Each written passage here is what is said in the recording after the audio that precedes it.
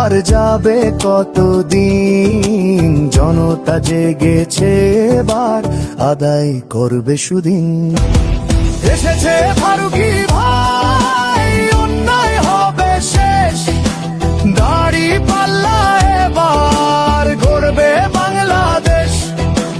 এসেছে ফারুকী ভাই, অন্যায় হবে শেষ, দাড়ি পাল্লা এবার গড়বে সোনার দেশ।